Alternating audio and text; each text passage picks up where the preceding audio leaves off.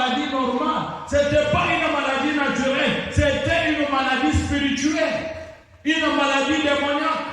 Et après avoir chassé les mauvais esprits qui opéraient dans cette femme, la Bible le dit, Jésus lui opposa la main. Et cette femme se redressa. Il y a des problèmes. Avant même de porter conseil à quelqu'un, commence d'abord par prier. Commence d'abord par chasser les mauvais esprits qui contrôlent la vie de la personne. C'est ainsi que la personne sera en mesure de recevoir avec joie tes conseils. Nous avons dit, lorsqu'on est en mesure de discerner les esprits, de distinguer entre esprits, nous serons en mesure de protéger nos familles. Nous serons en mesure de protéger nos familles. Bien aimé, il faut savoir une chose, qu'il y a des moments où le diable s'élève contre les familles. Il y a des moments où le diable s'élève parce que sa mission, la Bible dit dans le livre de Jean, chapitre 10, verset 10, la Bible dit, l'ennemi ne vient que pour voler, pour tuer et pour détruire. La mission du diable, c'est de détruire.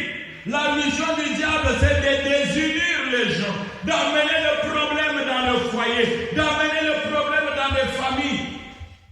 Mais si toi tu n'as pas le discernement des esprits pour savoir que le diable est en train de travailler dans notre famille, que le diable est en train de détruire notre famille, comment pourras-tu prier pour ta famille?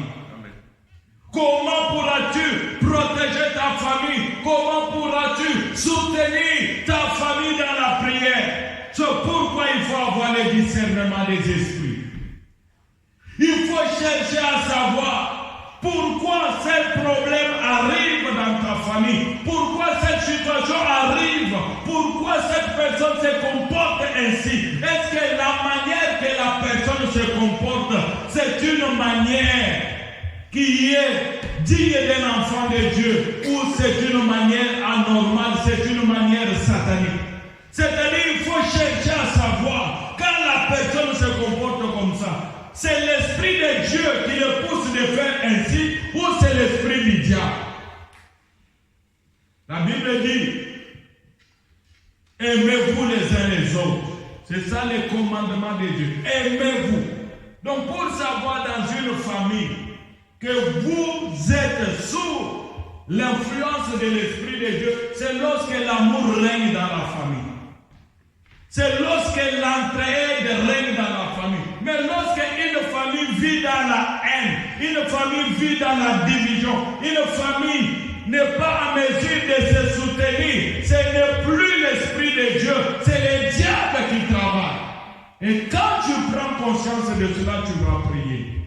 Quatrièmement, nous avons dit, lorsque tu as la connaissance de l'esprit qui agit, tu sauras bien orienter tes prières. Tu sauras bien orienter tes prières. Il y a des prières que nous faisons qui n'ont pas leur place. Il y a des prières que nous faisons qui n'apportent rien. Tout simplement parce que nous prions de la mauvaise manière. Supposons par exemple, ce sont les sorciers qui créent les problèmes dans votre famille, dans votre vie. Et toi tu es là, oh Seigneur, souviens-toi de moi. Seigneur, souviens-toi de moi. Non. Dieu t'a déjà donné le pouvoir. Il t'a donné l'autorité de chasser les démons. Car la Bible déclare, voici les miracles qui accompagneront ceux qui auront cru. En mon nom, ils chasseront les démons. Donc il y a des moments où tu dois chasser les démons. Tu dois t'élever pour prendre autorité. Au lieu de demander, de dire à Dieu, souviens-toi, Dieu, pourquoi ceci m'arrive? Dieu t'attend à pouvoir renverser tous les autels maléfiques dans ta famille, à renverser toutes les activités que le monde des ténèbres est en train de faire dans ta famille. Donc il faut avoir le discernement des esprits.